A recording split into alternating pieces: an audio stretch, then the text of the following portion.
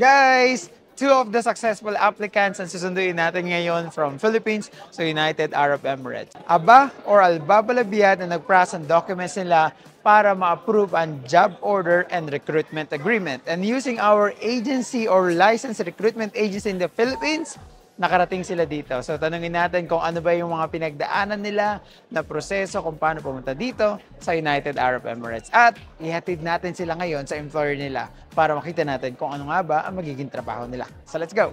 Guys, finally Miss Ruth and Miss Janelis in Dubai. Welcome po sa UAE. Welcome po sa Dubai. So guys, finally nandito na rin po si Miss Janelis sa United Arab Emirates. So welcome po sa UAE. Hello Kamusta naman po ang biyahe nyo?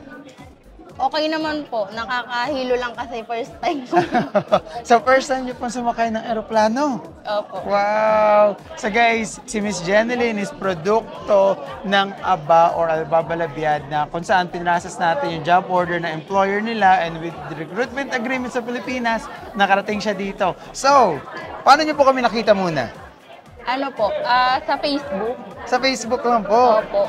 Tapos po, Marami po akong tinitignan noon. Tapos, na-message ko po yung, nakita ko po yung hiring na sa salon po.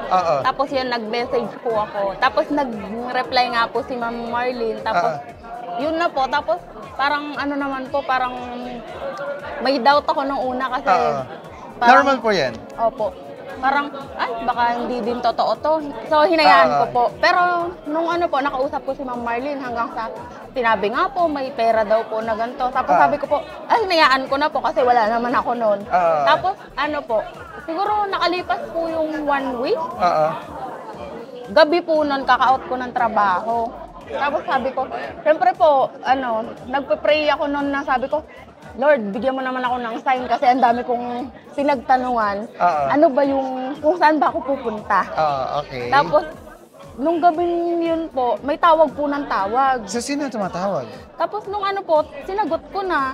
Tapos, nung sinagot ko po, yung asawa po ni Ma'am Marlene, yung papa niya po. Ayun po, tapos, ayun, hanggang sa nag-usap po kami, hanggang sa nalaman ko po na nandito na si Ate MJ.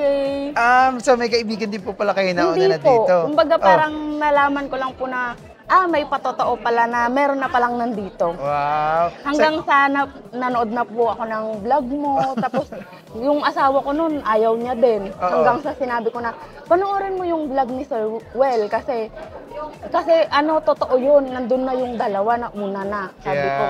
Tapos yun po. Ayun na, ngayon, nandito na si Ma'am. Totoo pala talaga. So ngayon, syempre, start pa lang to ng pagdating mo dito sa Dubai. So magtatrabaho ka pa, madami ka pang pagdadaanan dito sa United Arab Emirates. Pero, still, totoo naman kasi, sa una, magda-doubt tayo kasi pag meron ng placement fee, di ba? Pag pera ng pinag-uusapan, so talagang dun tayo mag-iisip na parang, ay, totoo ba to? Baka masayang yung pera ko. Katulad yung mga napapanood natin sa mga movie na parang MMK, nagbigay ng placement fee. Pagkapos nawala na lang bigla. Di ba may mga ganun ko? And then, ang nakakatuwa dito is yung asawa niya. Pwede niyang kuhanin in the future. Saan plano niyo po kuhanin yung asawa niyo? Kung papalarin din. Yeah. Wala nyo, may mga hiring kami in the future. Madami kaming companies na may job order. In the future, pwede yung asawa nyo. Or else, pwede nyo ding i-family visa yung asawa nyo. Pagkapos dito ng trabaho, di ba? Why not? At ngayon, may mga question po ba sa immigration sa Pilipinas nang papunta kayo dito? Wala po. Ayun nga po yung yung kumbaga parang kinakabahan ako. Kasi baka po may itanong-tanong, gano'n. Wala po, sobrang smooth lang, ang galing. Sobrang smooth lang po. Kasi guys, talagang nakakatrauma naman talaga ang immigration natin sa Pilipinas, especially pag naka-tourist ka. Pero pag legal yung ginawa mo, naka-employment visa ka with OEC at ang pinakamaganda dito, hindi na si Madam mahanap ng trabaho kasi may trabaho na siya. So ano po yung magiging trabaho niyo dito? Ano po yung magiging work niyo? Therapist. Wow! So guys, nagiging therapist dito si Madam. So babawi talaga to sa tip, no? Hindi totoo naman to. Pero first time niyo pong mawalay sa pamilya niyo? First time ko po. Ilan po ang anak niyo? 2 po. 2? Ilan taon na po? Isang 9 po, tsaka isang 3. Isang 9 at 3. At si asawa po, ilan ang asawa? Ay, joke lang. Ilan? Ako pa lang po sa ngayon. So sana hindi naman magkaroon ng ano in the future. Pero syempre, ginagawa to ni Miss Jeneline para sa kanyang Pamilya po. pamilya. Kaya siya nandito sa ibang bansa. Kasi syempre, lumalaki yung mga anak nyo sa Pilipinas. Kahit yung trabaho nyo, same lang din yung trabaho nyo. Pero yung sweldo pa rin kasi natin nakukuha doon medyo mababa. No? Opo. Pero dito, I cannot say mataas, pero nasa sipag pa rin ni Miss Jeneline. Kasi stepping stone, hindi ka na maghahanap ng trabaho. May trabaho na saka yung sweldo, talaga mas mataas naman dito kasi sa Pilipinas po, Opo. no? So, sige po, and welcome to Dubai! Mare-recommend nyo po ba yung company namin, ang ABA? Siyempre po, kung gusto nyo pong mag-try na alam nyo pong may assurance kayo kahit na maglabas po kayo ng pera, dito na po kayo sa ABA. Yeah. Kay Sir Well. Thank you so Tsaka much. hindi po nila kayo pababayaan. Yes po, hanggang makarating kita, nandito po kami sa airport at ihatid natin sila sa employer nila mamaya. Makikita nyo din kung sino employer nila. Nag-hire na rin dati sa Pilipinas at ngayon nag-additional 2 kasi okay ang services natin. Yeah. Huwag po kayo mag-alinlangan na manghiram o kahit sino pong gustong willing tumulong sa inyo kasi sigurado po. Yeah. Hindi, lahat naman talaga is a risk. So, pati yung panghihiwang bansa mo, kaysa nga naman mag-tourist visa ka, why not mag-employment visa ka na may trabaho ka na talaga. So, placement fee lang talaga ang iyong gagastusin. Yeah. So, ulitin ko po, welcome po ulit sa Dubai at sana mas maging okay po kayo dito. At in the future, yung asawa nyo, mga anak nyo, sana mapabisita nyo din po. And congratulations po! Bye! Guys, nandito na po kami kung saan ihahatid natin si Ate Ruth at si Ate Jeneline. So, guys, nakakalungkot pala yung pangyayari kasi si Ate Ruth pala is, kasi nagka-delay yung flight nila kasi nga may hindi agad na-book. Kaya pala nangyari yun kasi namatayan pala si Miss Ruth. So, nakaburol daw yung nanay niya 2 days ago. So, talagang bumiyahe siya kasi nga sayang naman yung opportunity, nakabook na. Pero hindi po kayo nag-isip na, ay, wag ko na lang ituloy.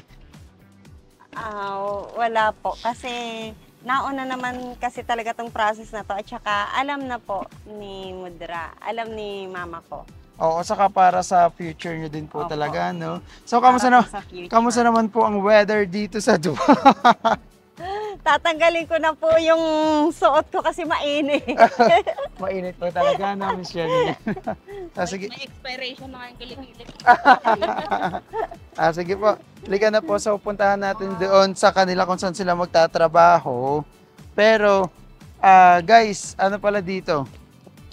Wala daw yung employer nila dito ngayon. So, yung mga na-hire na galing sa Pilipinas dati, yung mga nandito sa salon nila. So, puntahan pa rin natin. At ihatid natin si Miss Jeneline at si Miss Ruth. Akalan po kayo? Siyempre. Kasi 4 hours ang difference natin sa Pilipinas. Ito. So, dito tayo. Ito guys, kung gusto niyo magpasalon, you can go here. Tao po! Hi! So, eto na po sila. Ay, sige mama. Hi! Pasok po. Oh, ayan, magkakakilala po sila kasi dati magkatrabaho po sila doon sa Pilipinas. So, ngayon dito magkatrabaho pa rin po sila. Yeah. So, mabilis lang sila. Hello po. So, sige po, iwan na po namin sila sa inyo ha. Kayo na po ang bahala. Wala po dito yung employer nila, pero, ayan. 1 hour pa daw po, medyo matagal pa. So, iiwan po namin sila dito. Okay? So, sige po, thank you po. Kuya Will, salamat po ng maraming. And Ava, Ma'am Marlene, salamat po. Welcome po kayo po. Thank you po. Thank you po. Ano na po, ngayon ko masasabi na totoo na nandito na ako. Yeah. Shoutout po sa asawa niyo.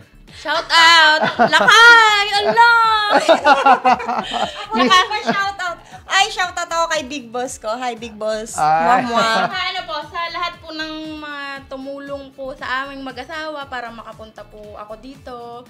Hindi ko na po kayo isa-isahin kasi alam naman po ni Lord kung gaano po kabuti yung puso nyo kasi tinulungan nyo po ako pumunta dito. Yeah, so makakabawi na po kayo. At mag-thank you din po kayo kay... Ay, thank you po kay Ma'am Marlene kasi sobrang ano po nito ni Ma'am Marlene. Matyaga pong makipagtsikahan to. Hindi po kayo pababayaan ng Aba. Kaya, Aba, dito na. Yeah! Dito na sila. Aba, dito na pala. So, I love you po kayo sa asawa niyo. Pa? I love you po. Ano ang gusto niyo sabihin sa asawa niyo? Lalakay, I love you. Tapos, malay mo naman, sa susunod. Lakay, I love you. Sige po, ayun na. So, thank you po. Ayaw nga pala, ayatin pala yun. Okay, so syempre, nandito sila bago sila. Si ate pala, ano po ulit name niyo ulit? MJ. Si Ate MJ, kasi si Ate MJ yung kinuha natin sa Pilipinas noon na magiging trabaho nitong dalawa. So, dito po kayo. So, ngayon, syempre, gusto ko rin tanungin kung kamusta ba yung pagtatrabaho niya dito. Kasi syempre, yung dalawa first time. Pagkapos siya, nauna siya dito. So, kamusta po ang employer niyo? Wala namang problema sa employer. Mabait naman talaga sila. Mabait pa talaga. Yeah, mabait. So, ano naman po, kamusta naman po yung trabaho? Ang trabaho, typically, ang totoo, mas okay pa yung trabaho sa Pinas kasi hindi masyado mabigat. Pero ito mo malalaman na ang abroad ay hindi talaga basta-basta. Pero kaya naman po. Oh, kaya! Oh, Kaya pero pili ano po, tayo eh. mas malaki sweldo sa Pilipinas o dito? Dito. Di naman tayo babawi kasi kahit gaano kahirap ang trabaho sa abroad, talagang gugustuhin natin kasi nga, at the end of the day, salary talaga. Yeah. So, gusto niyo na po umuwi kasi nahihirapan kayo dito? Hindi. Patapusin, lalaban! Yeah, yun naman po. Lalaban tayo. Yeah, yun naman po kasi talaga. Di ba, sinabi naman niya na mahirap naman talaga mag-abroad. Which is, totoo yan. Malayo sa pamilya at ibang-iba yung trabaho dito kaysa doon sa Pilipinas. Kasi sa Pilipinas, minsan you're focused with the work that you're going to do na isa lang. Para ka lang robot. Pero dito, lahat gagawin mo. Pero at the end of the day, ulitin natin, salary pa rin, no? Yeah. Para sa pamilya.